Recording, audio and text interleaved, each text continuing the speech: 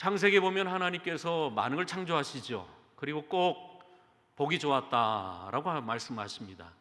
근데 유독 인간이 혼자 있는 것은 보기 좋지 않다, 선하지 않다라고 하면서 인간이 혼자 독처하는 것이 보기 좋지 못하니 저에게 돕는 배필을 내가 지으리라 라고 하나님께서는 아담이 혼자 있는 것을 좋지 못하게 여기시고 아담의 동반자, 동행자 하와를 지으셨던 것이죠.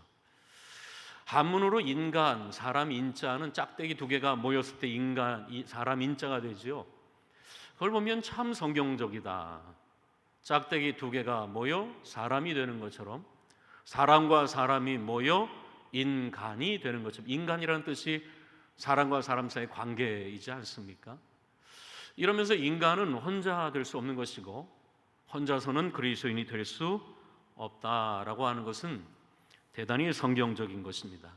오늘 본문 말씀은, 전도서의 말씀은 하나보단 둘이 낫다, 우리나라 속담에도 배직장도 맞들면 낫다라고 하는 것처럼 둘이 있으면 하나보다 나은 것은 수고하여서 좋은 상을 얻을 수 있다라고 하는 것이죠. 둘이 걷다가 하나가 넘어지면 하나가 일으켜 세울 수 있으니 혼자보단 둘이 낫다.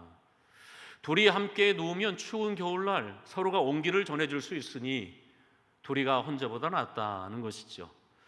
그리고 둘이 맞서 싸우면 능히 이길 수 있으니 혼자 싸우는 것보다 둘이 싸우는 게 낫다라고 하는 것이고, 하나는 쉽게 끊어지지만 삼겹줄, 세겹줄은 쉽게 끊어지지 않으니 둘이 하나보다 낫다라고 하는, 어떻게 보면 지극히 상식적인 이야기를 우리에게 하고 있습니다. 믿음 생활도 여행입니다. 금방 끝나는 것이 아니라 평생을 가야 될 여행이기 때문에 혼자서는 갈 수 없고 혼자서는 싸우기 어려운 것이 믿음이다라고 하는 것이죠. 이런 면에서 둘이 함께 한다라고 하는 것은 여행에 있어서 아주 중요한 일입니다. 사도 바울은 디모데후서 4장에서 믿음을 세 가지로 얘기하죠. 선한 싸움을 싸우고 달려갈 길을 마치고 믿음을 지켰다.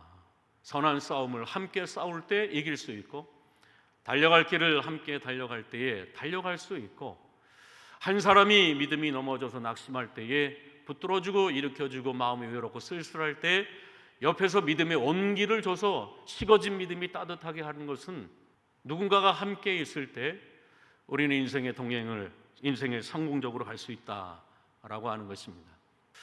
이러면서 사도 바울은 어떻게 그렇게 잘 했습니까? 먼저는 하나님의 은혜죠. 나의 나된 것은 주님의 은혜로다.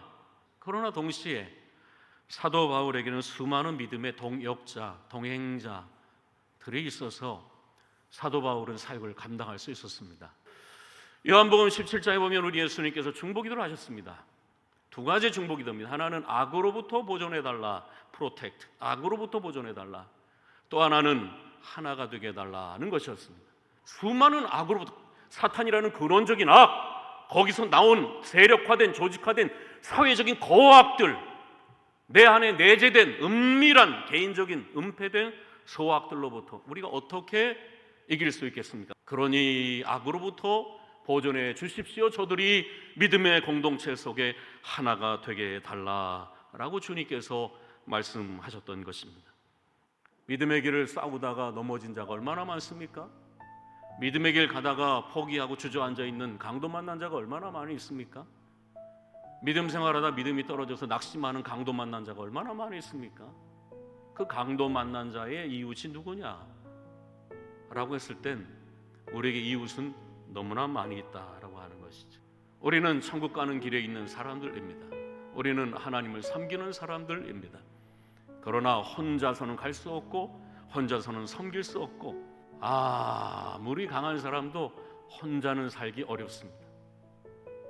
아무리 강력한 믿음의 사람도 믿음의 길을 혼자 가기는 어렵습니다. 동역자를, 동행자를 찾으세요. 동행자가 없습니까? 만드세요. 성경은 고독한 종교에 대해서는 아는 바가 없다라고 하는 것입니다. 믿음의 공동체 안에서 함께 이 믿음의 길을 걸어갈 수 있는 여러분의 삶이 될 수 있기를 축복합니다.